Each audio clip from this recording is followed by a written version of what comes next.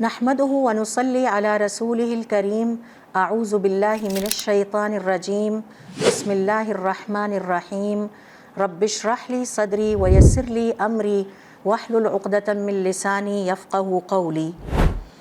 قرآن کریم اللہ رب العزت کی طرف سے انسانیت کے لیے ایک ہدایت نامہ ہے۔ یہ صرف عقائد ہی نہیں بلکہ زندگی کے ہر پہلو میں ہمیں سیدھا راستہ دکھاتا ہے، صحیح راستہ دکھاتا ہے۔ گویا قرآن کریم ہمیں صحیح اور غلط کا فرق سکھاتا ہے اور سمجھاتا ہے، اور صحیح وہ ہے جسے اللہ تعالیٰ نے صحیح کہا ہے، اور غلط وہ ہے جسے اللہ تعالیٰ نے پسند نہیں کیا۔ آج کے اس سیشن میں ہم چھٹے سپارے کا مختصر مطالعہ کریں گے، جو کہ ہمیں یہ سکھاتا ہے کہ ہدایت صرف مان لینے کا نام نہیں بلکہ اسے عملی طور پر عدل و اخلاق، معاملات اور سماجی زندگی میں بھی نافذ کرنا ہوگا۔ ہم قرآن کریم کو مانتے ہیں یہ کہنا کافی نہیں جب تک کہ ہمارے روزمرہ کے طور طریقوں میں، طور اطوار میں قرآن کریم جھلکتا نظر نہ آئے۔ چھٹے سپارے کا بنیادی موضوع ہے ہدایت کو عدل، قانون اور اخلاق کے عملی نظام میں ڈھالنا، اور اس کا مرکزی موضوع یہ ہے کہ اللہ تعالیٰ کی طرف سے یہ جو ہدایت ہمیں عطا ہوئی ہے قرآن کریم کی شکل میں، یہ ایک مکمل نظام حیات ہے جو فرد، خاندان اور معاشرے سب کے لیے رہنمائی عطا کرتا ہے۔ یہ سپارہ ہمیں سکھاتا ہے کہ ہدایت صرف عبادت تک محدود نہیں ہے بلکہ فیصلوں، عدالت، گواہی، معاملات، دوستی، دشمنی، سب میں اللہ تعالیٰ کی طرف سے عطا کردہ اس ہدایت کو معیار بنانا ہوگا۔ چھٹے سپارے کا قرآن کے بنیادی موضوع ہدایت سے کیا تعلق ہے؟ یہ سپارہ واضح کرتا ہے کہ ہدایت کا مطلب ہے صحیح عقیدہ اور صحیح عمل۔ ہدایت کا مطلب ہے عدل، انصاف اور تقوی پر مشتمل زندگی، اور ہدایت ہماری ذاتی خواہشات کے تابع نہیں ہے۔ یہ اللہ رب العزت کی طرف سے فراہم کردہ وہ معیار ہے، وہ سٹینڈرڈ ہے جس کو ہم نے اپنی زندگی میں پریکٹس کرنا ہے۔ لہٰذا چھٹا سپارہ ہمیں یہ سکھاتا ہے کہ ہدایت کا اصل امتحان ہماری عملی زندگی سے ہوتا ہے۔ آئیے دیکھتے ہیں کہ چھٹے سپارے کے اہم موضوعات کیا ہیں اور ان کی مختصر تفصیل کیا ہے۔ چھٹا سپارہ بنیادی طور پر 2 صورتوں پر مشتمل ہے۔ سورۃ النساء کا کچھ بقیہ حصہ ہے اس میں، اور سورہ مائدہ کا ابتدائی حصہ۔ جہاں تک سورۃ النساء کے بقیہ حصے کا تعلق ہے تو ہم دیکھتے ہیں کہ اس میں اللہ رب العزت نے جن بنیادی موضوعات پر روشنی ڈالی ہے ان میں سب سے پہلا موضوع ہے کھلی برائی سے پرہیز اور تنہائی میں اصلاح کی جائے۔ اللہ تعالیٰ کو یہ بات بالکل پسند نہیں کہ کسی کی برائی یا عیب کو کھلے عام بیان کیا جائے، کیونکہ اس سے جس کا عیب بیان ہو رہا ہے اس کی عزت نفس مجروح ہوتی ہے، اور معاشرے میں انتشار، نفرت اور دشمنیاں پیدا ہوتی ہیں۔ لوگوں کے عیبوں کا چرچا کرنا یا بہت زیادہ تذکرہ کرنا یہ اللہ تعالیٰ کو پسند نہیں ہے۔ ایک ہدایت یافتہ انسان اپنے مسلمان بہن بھائی کی کیریکٹر اسیسینیشن یا کردار کشی کرنے والا نہیں ہو سکتا۔ ہم سب کو ایک دوسرے کو عزت دینا ہے، ہم سب مسلمانوں کو آپس میں ایک دوسرے کو احترام دینا ہے، نہ کہ ہم ایک دوسرے کے عیب بیان کرتے رہیں۔ اس لیے اصلاح کے لیے طریقہ کار ہمیں سکھایا گیا ہے کہ ہمیشہ حکمت، نرمی اور محبت کے ساتھ تنہائی میں بات کی جائے۔ لیکن اگر کسی میں کوئی کمی یا غلطی نظر آئے تو اسے تنہائی میں نصیحت کریں، تاکہ جسے نصیحت کی جا رہی ہے اس کے لیے شرمندگی کا موقع نہ بنے یا اس کے ساتھ اختلاف پیدا نہ ہو۔ اور اگر ظلم یا زیادتی کا معاملہ ہو تو پھر کسی مظلوم شخص کو یہ حق حاصل ہے کہ وہ اپنے ساتھ ہونے والے ظلم کا بیان علل اعلان کر سکتا ہے، تاکہ اسے حق اور انصاف ملے اور مظلوم کا حق ضائع نہ ہو۔ اس تعلیم پر عمل کرنے سے ہم معاشرے میں عدل اور انصاف، اخلاق اور ایک دوسرے کی عزت جیسے اصولوں پر اپنے معاشرے کو قائم رکھ سکتے ہیں، اور اس سے انسانوں کے درمیان ایک دوسرے کے لیے محبت کے جو جذبات ہیں وہ فروغ پاتے ہیں۔ دوسرا اہم موضوع جو کہ سورۃ النساء میں پایا جاتا ہے، چھٹے سپارے میں اللہ رب العزت نے یہودیوں کی مذمت بیان فرمائی ہے۔ کیوں بیان کی ہے؟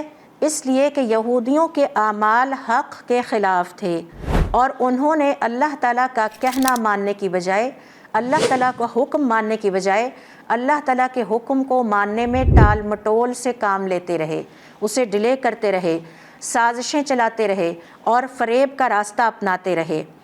یہودیوں نے اپنے انبیاء کو ذبح تک کیا، قتل کر ڈالا، اور یہ ظاہر ہے کہ انبیاء کی عزت کے خلاف ہے۔ انبیاء کا جو باعزت مقام اور مرتبہ اللہ تعالیٰ نے عطا کیا ہے، یہ اس کے خلاف ہے۔ یہی وجہ ہے کہ قرآن کریم میں اللہ رب العزت نے بار بار تقریباً 33 جگہوں پر ہم مسلمانوں کو حکم دیا ہے اور ہدایت کی ہے کہ اپنے نبی صلی اللہ علیہ وسلم کی پیروی کرو۔ نبی کا یہ حق ہے کہ ہم اس کا کہنا مانیں، اس کی پیروی کریں۔ یہودیوں کی طرح اپنے انبیاء کے نافرمان نہ بنیں، اپنے انبیاء کا مذاق نہ اڑائیں، اور ان کی سرکشی یہاں تک پہنچی کہ انہوں نے اپنے انبیاء کو قتل تک کر ڈالا۔ آپ سب جانتے ہیں اور ہم جانتے ہیں کہ حضرت عیسیٰ علیہ السلام تک کو قتل کرنے کی سازش انہوں نے تیار کی۔ اللہ تعالیٰ نے حضرت عیسیٰ علیہ السلام کی حفاظت فرمائی اور انہیں اپنے پاس واپس اوپر اٹھا لیا۔ یہودیوں کے اندر ایک اور خرابی یہ پائی جاتی تھی کہ وہ سچائی کی بجائے اپنے مفادات اور اپنے خواہشات کی پیروی کرنے والے لوگ تھے، حق سے منہ موڑنے والے لوگ تھے۔ یہ مثال ہمیں اس لیے اللہ تعالیٰ نے یہاں پر دی ہے تاکہ ہم حق سے منہ نہ موڑیں، اللہ تعالیٰ کے احکام سے منہ نہ موڑیں۔ اگر ہم ایسا کریں گے تو پھر ہم میں اور یہودیوں میں کوئی فرق نہیں بچے گا۔ یہودیوں نے حقائق کو مسخ کیا، جو کچھ اللہ رب العزت نے ان سے کہا یا انہیں حکم دیا وہ اس کو توڑ موڑ کے اپنی مرضی کرتے رہے اور دوسرے لوگوں کو بھی اس حوالے سے گمراہ کرتے رہے۔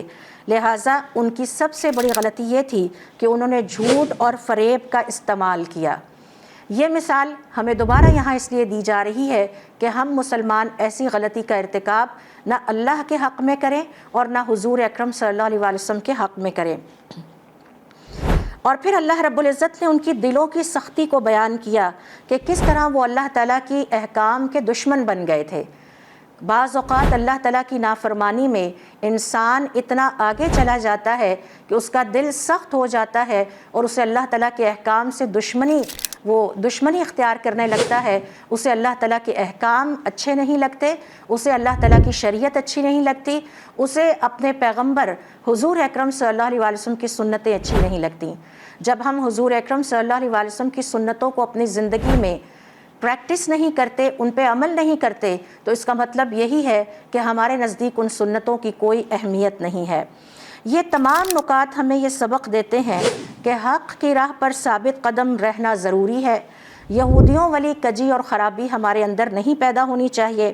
اللہ تعالیٰ کے احکام کے مقابلے میں ظلم، فریب یا سازش سے بچنا چاہیے۔ یہود و نصارہ کی یہ بھی کوتاہیاں تھیں کہ اللہ کی ہدایت کو ٹکڑوں میں تقسیم کر دیا۔ ٹکڑوں میں تقسیم کرنے کا مطلب کیا ہے؟ انہوں نے بعض حصوں پر عمل کیا اور بعض حصوں کو ترک کر دیا۔ لہٰذا اللہ رب العزت نے ان کی اس عمل کو سخت ناپسند کیا اور ہمیں یہاں پر ان کی مثال دے کر تنبیہ کی جا رہی ہے کہ ہم ایسی غلطی نہ کریں۔ مثال کے طور پر نماز تو پڑھ لی جائے لیکن سود کھاتے رہیں، تو یہ اللہ تعالیٰ کے بعض احکام پر عمل کرنا اور بعض احکام پر عمل نہ کرنے کے مترادف ہے اور شریعت کو ٹکڑوں میں بانٹنے کے مترادف ہے۔ مثال کے طور پر زکوٰۃ تو ادا کر دی جائے لیکن جھوٹ بولنے سے گریز نہ کیا جائے۔ مثال کے طور پر یہ کہ حج تو کر لیا جائے لیکن زندگی میں فحاشی، بے حیائی اور عریانی کو نہ نکالا جائے۔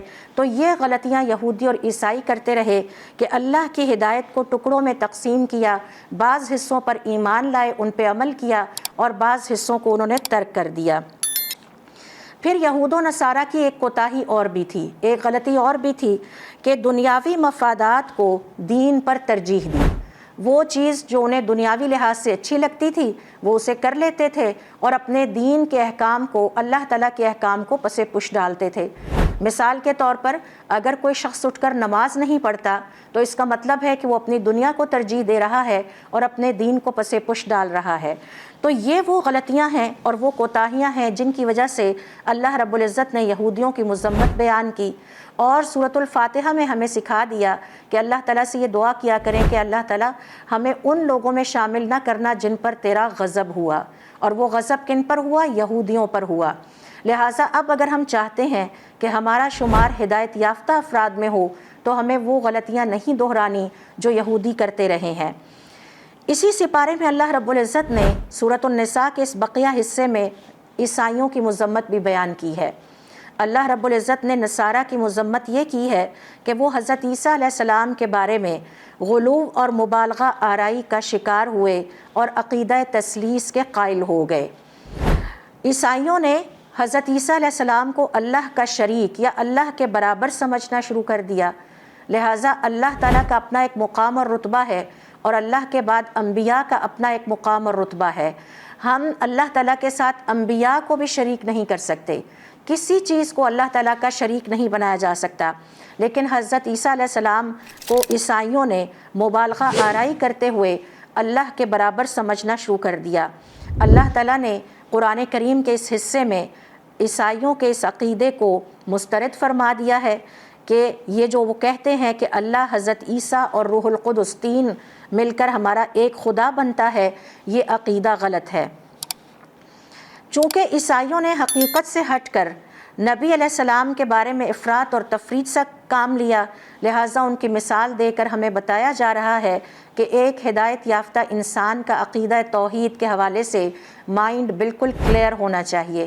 ہمیں اللہ تعالیٰ کے ساتھ کسی کو شریک نہیں ٹھہرانا، اور اس طرح کے عقائد نے آنے والی ان کی نسلوں کو اور لوگوں کو سچائی سے ہٹا دیا اور باطل کی طرف لے جانے کا سبب بنا۔ لہٰذا حق سے انحراف کرنا اور گمراہی کا راستہ اختیار کرنا یہ وہ غلطی ہے جس کی نشاندہی اللہ تعالیٰ نے عیسائیوں کے حوالے سے قرآن کریم میں اس لیے بیان کی ہے کہ مسلمان اپنے آپ کو ان غلطیوں سے بچا کے رکھیں۔ لہٰذا عقیدہ وہی ہے جو اللہ تعالیٰ کی طرف سے بیان کر دیا گیا ہے۔ اللہ کے علاوہ ہمارا کوئی معبود نہیں، کوئی پیغمبر، کوئی اور چیز، کوئی درخت ہمیں فائدہ نہیں پہنچا سکتا، کوئی ستارہ، کوئی سیارہ، کوئی رنگ، کوئی عدد، کوئی وقت، کسی بھی چیز کے اختیار میں خیر اور شر نہیں ہے۔ خیر اور شر صرف اور صرف اللہ رب العزت کے اختیار میں ہے، اور یہ سب چیزیں شرک کے زمرے میں آتی ہیں۔ لہٰذا یہاں پر یہودیوں اور عیسائیوں کی تفصیل سے مذمت بیان کر کے جو کوتاہیاں ان سے ہوئیں، اللہ رب العزت نے ان کو بھی بیان کر دیا ہے تاکہ ہم ہدایت کے راستے پر چلتے رہیں اور وہ غلطیاں نہ کریں جو ہم سے پہلی قومیں کر چکی ہیں۔ پھر اسی طرح سے دیکھیے اسی سپارے میں اور سورۃ النساء کے اس بقیہ حصے میں اللہ رب العزت نے میراث کے احکام کو خود بیان فرما دیا ہے۔ قیامت تک یہ میراث کے احکام باقی رہیں گے اور ان میں کوئی تبدیلی نہیں کی جا سکتی۔ اللہ تعالیٰ نے واضح طور پر مردوں کے حصے بھی بیان کر دیے ہیں اور خواتین کے حصے بھی بیان کر دیے ہیں، اور اس حوالے سے ہمیں یہ سکھایا گیا ہے کہ ہر وارث کو اس کا حق ادا کرنا فرض ہے، چاہے وہ قریبی رشتہ دار ہو یا دور کا تعلق ہو، چاہے وہ بیٹے ہوں یا بیٹیاں ہوں، چاہے وہ بھائی ہوں یا بہنیں ہوں۔ قرآن میں مرد اور عورت کے جو وراثتی حصے بنتے ہیں ان کی وضاحت کر دی گئی ہے تاکہ کسی کو ظلم اور زیادتی کا موقع نہ ملے۔ یتیموں کی املاک کا ناجائز استعمال حرام قرار دیا گیا اور ان کے مال کو ضائع ہونے سے بچانے کی ہدایت ہمیں کی گئی ہے۔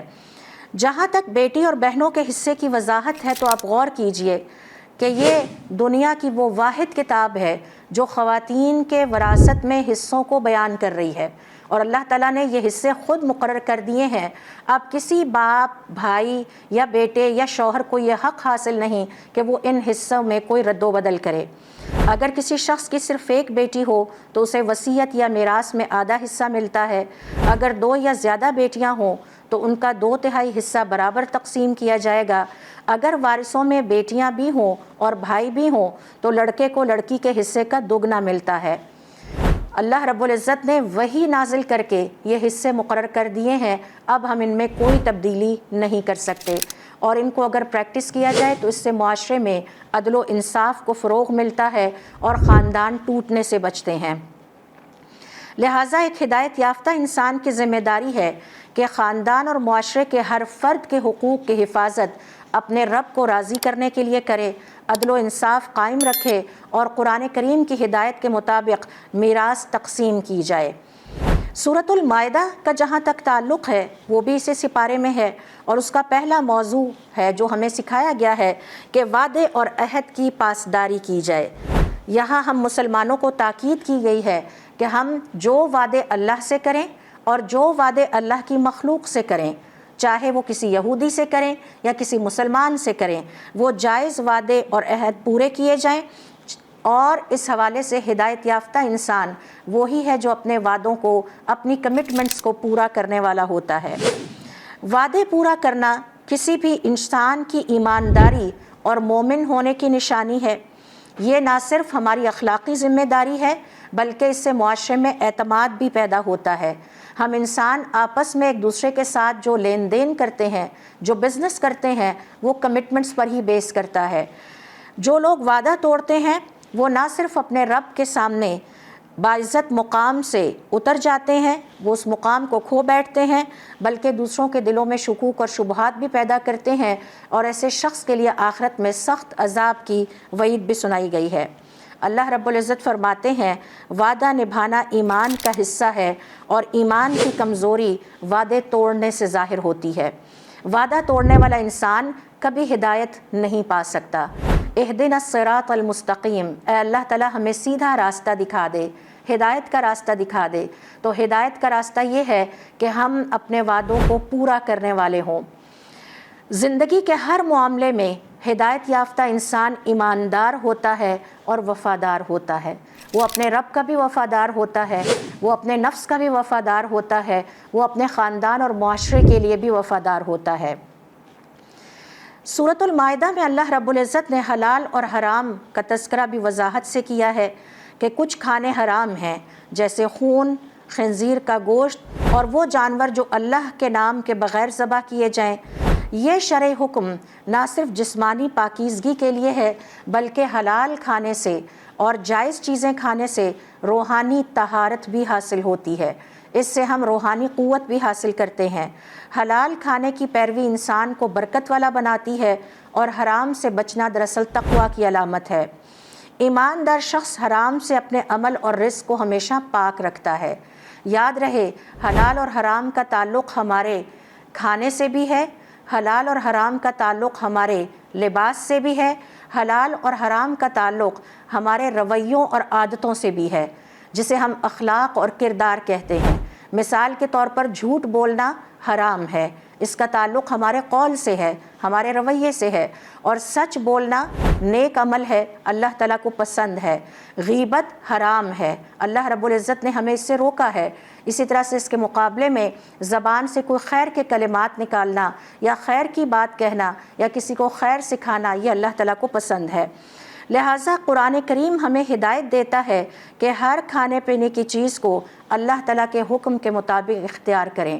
جن چیزوں کے کھانے کی ہمیں اجازت دی گئی ہے صرف ان کو ہم کھائیں، اور جن سے ہمیں روکا گیا ہے ان سے اپنے آپ کو باز رکھیں، یہی تقویٰ ہے۔ سورۃ المائدہ میں طہارت کے بنیادی مسائل بھی بیان کیے گئے ہیں۔ وضو کے حوالے سے تفصیلات دی گئی ہیں۔ تیمم، جب پانی دستیاب نہ ہو تو زمین سے خاک لے کر پاکیزگی حاصل کرنا۔ غسل کی کیفیت مختلف حالتوں میں ہمیں سکھائی گئی ہے۔ طہارت جسمانی اور روحانی پاکیزگی کا ذریعہ ہے اور طہارت ایمان کی مضبوطی کی دلیل ہے۔ اسلام میں نماز کے لیے طہارت شرط ہے، اور طہارت کسی بھی مسلمان کی نفسیات اور معاشرتی تعلقات پر بھی اثر انداز ہوتی ہے۔ لہٰذا ہم یہاں پر سیکھتے ہیں کہ عبادات کے لیے اور عمل صالح کے لیے جسم اور دل دونوں پاکیزہ ہونے چاہیے۔